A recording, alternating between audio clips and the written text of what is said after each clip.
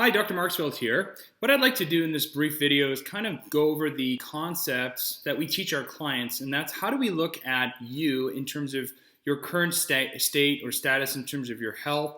You know, we don't want to label people. We don't want to look at you as a condition. We want to look at you as somebody who has had things that have come into your body that have caused the body to break down and, of course, to create the symptoms that you're experiencing.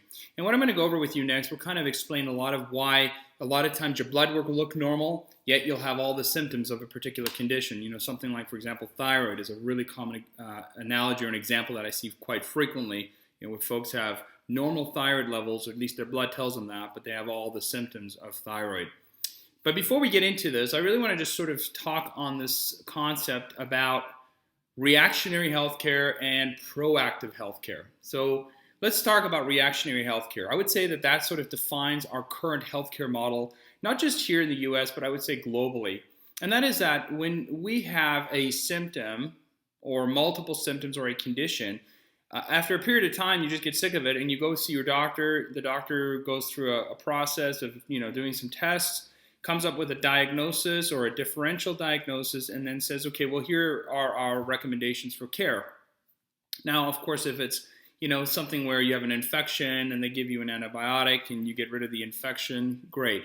But I'm referring more to things like conditions like diabetes or thyroid-related conditions or any other type of autoimmune condition.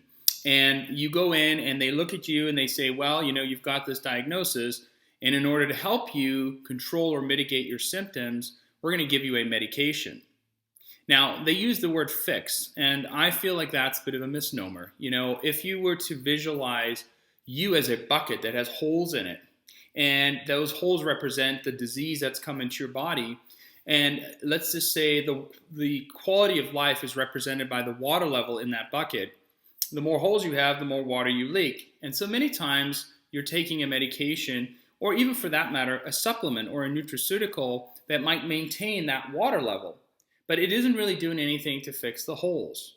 And so that's what I refer to as you're reacting to a particular situation, hence the reactionary model concept. And in my opinion, if you're taking a pill or a supplement to either mitigate symptoms or to control symptoms, but in many cases do very little to control symptoms, you're not really doing anything other than reacting to a certain situation. On the other hand, we like to look at people on a more proactive basis. In other words, we want to look at you and find out why holes have come into your bucket. What has caused those holes to begin with? And if we're able to identify that, then we're able to really help you regain your life and regain your health. And so instead of being on a life sentence of drugs, medication, supplements, or whatever you want to call it, you might use those for a very short period of time as a crutch to bridge the gap until the body can take control and heal itself. And once you've accomplished that, then very, very few people need any sort of ongoing support or maintenance. And to be honest with you, this model works for most situations. Now, granted, there are cases where we have to have a combination of both. So I'm not trying to say that this is a bad thing. I'm just saying that there's a better way to go. This typically wins, as in being proactive, and sometimes we might have to bring in the reactionary side to it. So hopefully that makes sense. And so with that, I want to start by kind of explaining this concept to you. What we teach our clients is this: if we can help you fix your cells, the body can get well. And that's a really fundamental concept, because if we're looking at you on a cellular level, and we're dealing with you on a cellular level, as in you're dealing with yourself, I should say, on a cellular level, and you're restoring normal cell function, can you see how those symptoms can be mitigated or controlled? And so let's just basically kind of go over what normal cell physiology looks like. And so forgive this archaic diagram, it's the best I could do. It's definitely not my skill set, but I kind of want to go over the sort of what we're looking at here. And so that circle that you see represents the cell membrane, and it is made up of two layers of fat. That's why it's referred to as a bilipid layer. And you see those black lines that are extending off of that circle, and those would represent the cell receptors, which are, by the way, also made up of fat, and they're called lipid rafts.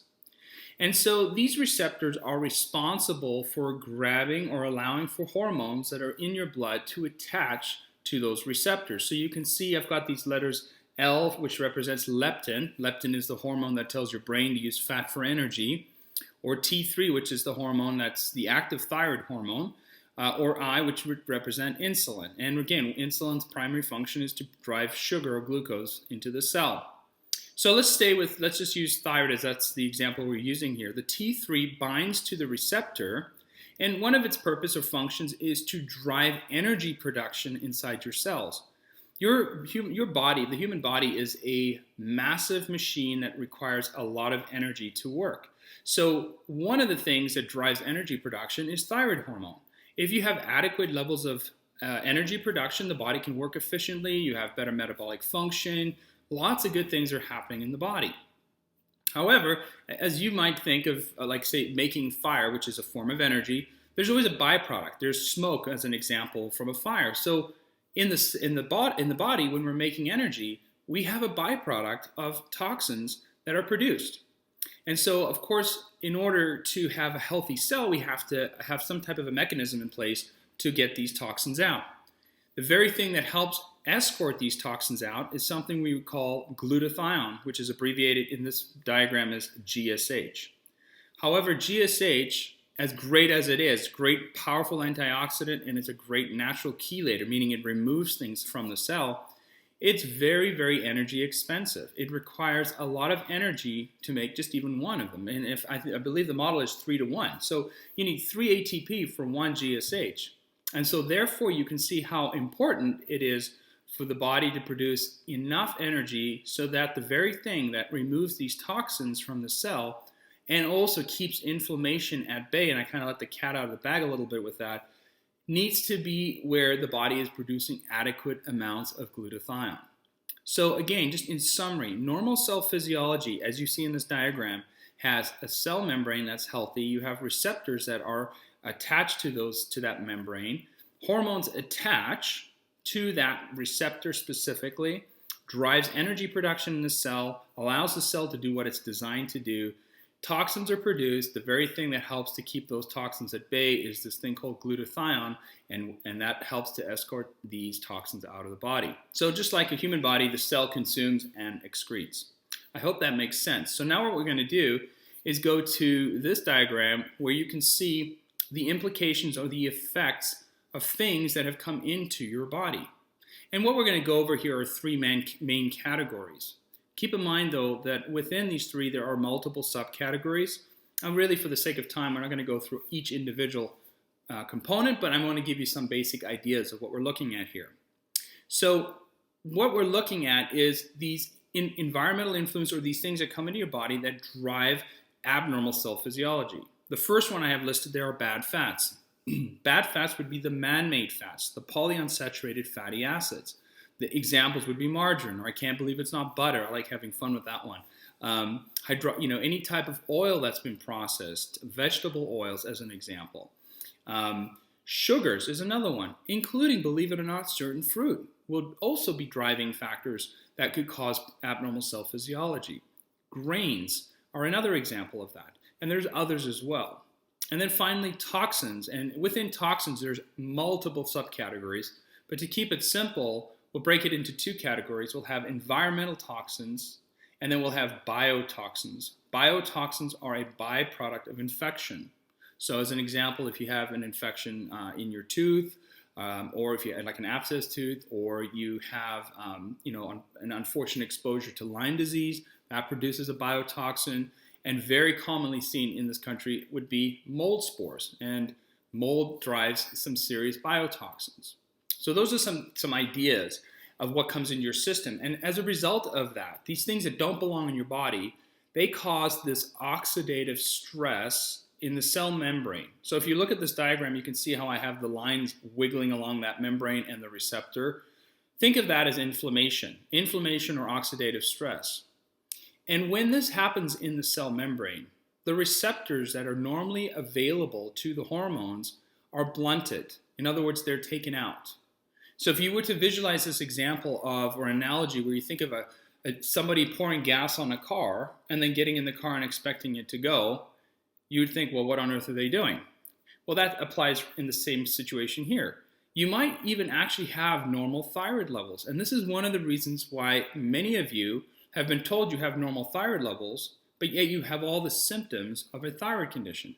Because the very hormone that's available, bioreadily available to the cell, can't attach itself to that receptor because it's been blunted due to these outside influences. And as a result of that, the main thing that you see happening here is that energy production goes way down. And of course, you think about that. Well, what is energy? It's involved in everything. It's involved in your metabolism, which is part of why you might have some trouble with weight loss. It affects just general function, why you might always feel tired, regardless of how much you sleep. You know, all these things that you start to see happen. Because again, the very thing that drives the cell is this energy production. And if you remember what I just said earlier, glutathione, the very thing that keeps toxins at bay, is very energy dependent. So you can see in this diagram, if we're not making enough energy, we can't be making enough of this glutathione. And therefore, we're going to see an increase of toxins that are building up inside the cell. They're not actually being escorted out of the cell. So if you were to use a really bad example or analogy, but it makes sense, is if you were to sit in your car, turn the car on, close the garage door, you know, what would happen if you just sat there in terms of the level of oxygen supply? Obviously, it would go down. And that's exactly what's happening here in the cell, is that the more toxins we have building up, the more oxygen is being deprived in the cell. And so we call that, in biology, we call that hypoxia, or the lack of oxygen. And so as a result of that, the body looks at that and says, oh, this is not a functioning or a working cell. Therefore, that cell is eliminated or prematurely released or broken down or destroyed, however you want to articulate that. And as a result of that, that's when you start to see some of these premature aging symptoms like hair loss and dry skin and brittle nails, and the list goes on and on and on. If for some reason you have elevated toxins and you have this abnormal physiology going on for an extended period of time, you could go as far as ending up with a mutation. A mutation is where the cell starts to develop and proliferate at a rate that is extremely high of a cell that is actually not working. And so if you look at the definition of cancer, you know, cancer really is the hyperproliferation, the increased production of cells that are not working. And if someone does pass from cancer, it's not cancer, it's actually an organ that's failed, that's driven their unfortunate passing. So it's really important to understand this concept, because if you look at this diagram, we can start to remove certain words and replace them with this concept called hormone resistance. I'm sure some of you have heard of insulin resistance, especially if you're diabetic, but really insulin's a hormone, so is thyroid, so is leptin. And what we've learned is that if you have an issue with one hormone, you're probably going to have an issue with all hormones.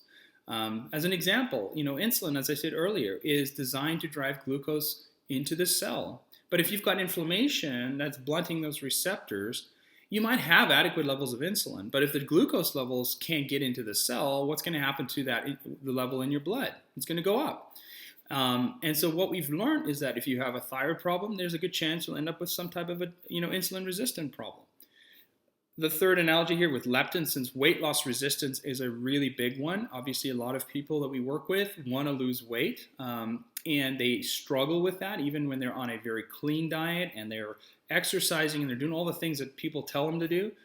They're not losing the weight. And I'm here to tell you that part of that is because of this hormone resistance.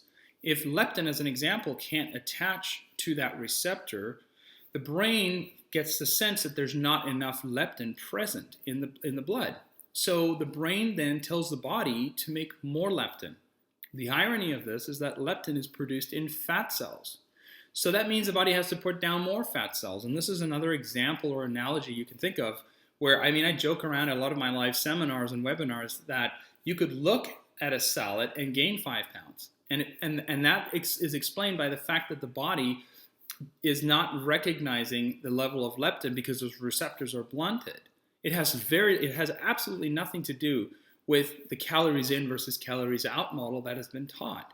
So the key thing to understand here as it relates to either weight loss or insulin resistance or even just the thyroid-based symptoms, and these are just 3 of many examples, it all boils down to cell wall and cell receptor integrity. If your cell receptors are blunted, they can't do the job that they're designed to do. And the only way you're ever going to regain sustainable health is by figuring out what's come into your body, the upstream factors that are driving this inflammation in the body. And when we can identify and remove those from your health, the body has a chance now to recoup and to regenerate and to go back to that normal physiology that we were talking about earlier. And that's how you get sustainable changes, including weight loss. And so, one of the things we teach our clients is that we are not about weight loss specifically, but everything we do, the byproduct of that will result in significant weight loss because we're looking at things on a cellular level. We're not looking at them strictly on what you're putting in your mouth in terms of calories and how much of it you're burning. And so the key here is hopefully you're getting a basic understanding of very simple. I know it's a lot more complicated, but this gives it a really simple way of understanding it. And that is, if you look at yourself on a cellular level, and if you help identify, or whoever comes alongside you and helps you figure out why your cells are breaking down, and you go through the process of removing the things that cause the cell to break down, you're going to do so much better long term than if you just constantly are reacting to your current health. So I hope this video helps, and I hope you get a lot of value out of it. If you have any additional questions or want to go over this in more detail, there's some information below this video where you can reach out to us. And again, like I said, hopefully this provided some answers to you, and I wish you all the best.